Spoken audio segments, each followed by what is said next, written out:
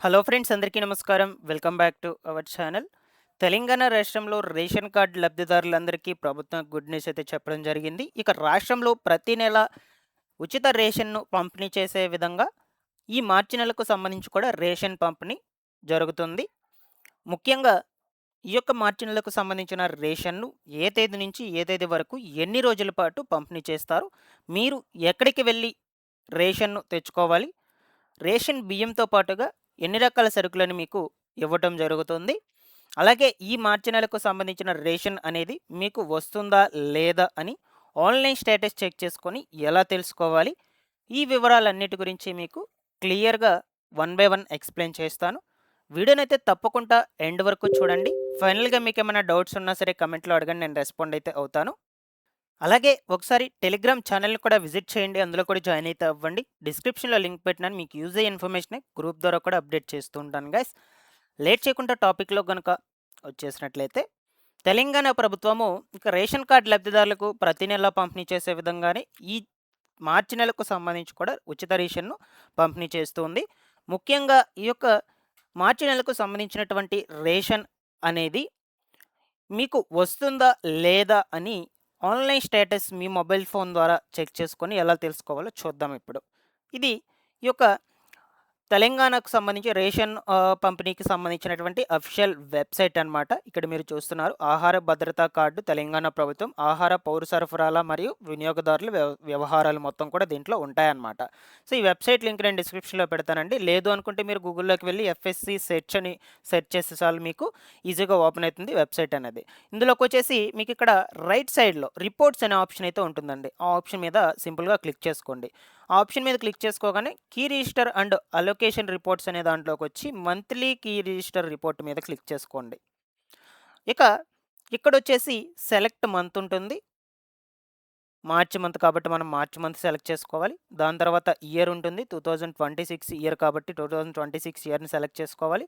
ఇక డిస్ట్రిక్ట్ మీది ఏ డిస్ట్రిక్ట్ అయితే ఆ డిస్ట్రిక్ట్‌లో మీ మండలం ఏది? దాని తర్వాత ఈ యొక్క ఎఫ్‌పిఎస్ అంటే రేషన్ షాప్ నంబర్ అనమాట ఇది. మీకు రేషన్ షాప్ నంబర్ తెలిసుంటే పెట్టుకోండి. లేదంటే నో ప్రాబ్లమ్ లీవ్ చేసేయండి దాన్ని.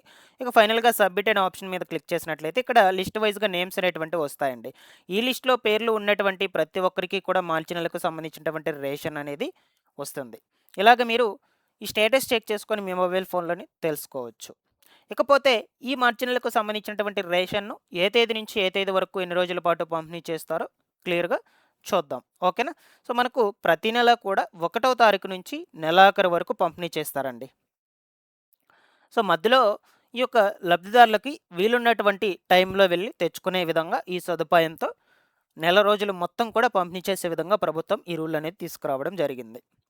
తెలంగాణలో ఉచిత సన్నబియ్యం పథకం కింద అర్హులైనటువంటి రేషన్ దారులకు ప్రతి నెల కూడా రేషన్ సరుకులు అనేటువంటివి పంపిణీ చేయబడతాయి.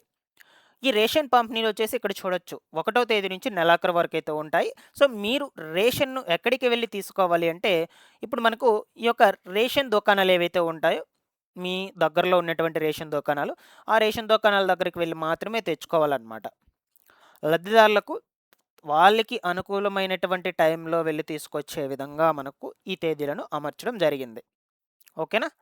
సో, అంటే ఒకరోజే కాకుండా మొత్తం నెలపాటు రేషన్ షాప్ అనేది అందుబాటులో ఉండాలి అని చెప్తూ ఉన్నారు. సో, మీకు మీ ఏరియాలో ఉన్నటువంటి రేషన్ షాప్‌లు నెల రోజుల పాటు మీకు అందుబాటులో ఉంటాయా? లేదా క్లోజ్ చేసేస్తారా? ఈ వివరాల గురించి కామెంట్‌లో చెప్పండి.